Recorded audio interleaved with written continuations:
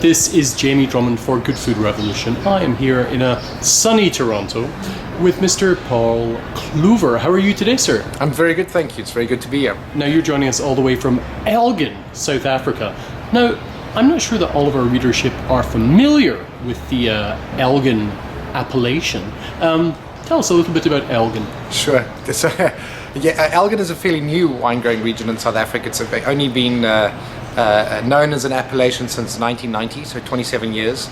If you consider it that South Africa's been growing wine for over 350 years now. Yes, yeah. And it's actually traditional apple country. It's the largest apple growing region in South Africa. And it was at a time when everyone was searching for cool climate wine growing regions. Elgin was identified as potentially being the coolest wine growing region in South Africa. My father pioneered the first plantings there, and today it is known as South Africa's cool climate wine growing region. With it being a cool climate wine growing region, what kind of grapes are you growing there? So we mainly focus on Sauvignon Blanc, Chardonnay, Riesling, and Pinot Noir is our only red wine. And is that quite the norm for the region? Yes, so the biggest grape variety there is Sauvignon Blanc, followed by Chardonnay and Pinot. Okay, and tell us a little bit about your winery. So our winery is family owned. The property's been in our family now for 121 years, and it's managed by myself, three of my siblings, and our winemaker actually happens to be my brother-in-law. So it's really family run, and our focus is to try and reflect what makes our area and our property unique, which I think is producing elegant, well-balanced wines. What kind of soils are typical for the region? Mainly Bockerveld shale, so it's got these mineral-rich shale soils, which gives you this fantastic minerality in the wine itself. And what would you say typifies the wines from the region, be it Sauvignon Blanc, Riesling, Chardonnay, or Pinot Noir? I think the greatest character that you probably pick up from Elgin wines is elegance.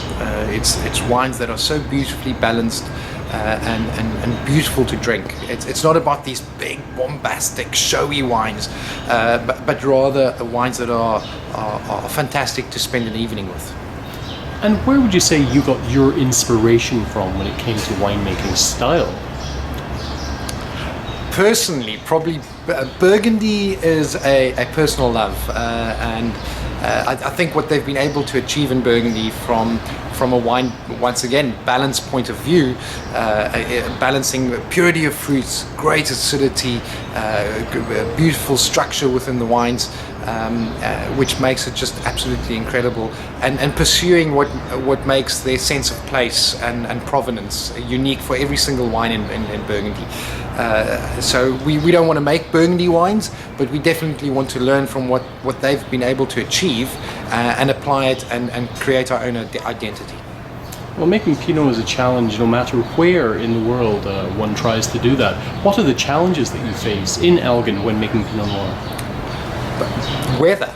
Right. I think without a doubt, Pinot Noir is one of the most sensitive grape varietals you can get, and the real challenge is growing fantastic grapes. So if you've done that, then I think you're 99% there. The winemaker then only has to make sure that he doesn't destroy it in the cellar.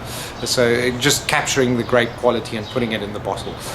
So the single biggest challenge is if you have unpredictable rainy weather, which can result in grapes popping off the bunches. If you have too hot weather, that can also result in shriveling of the grapes.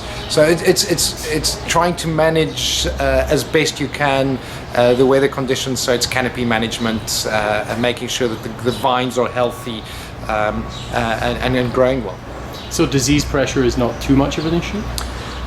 Not more than a place like Burgundy, for example. Right. I think it actually rains more in summertime in Burgundy than it does in Elgin, for example. So they will have a higher pressure of diseases than we do.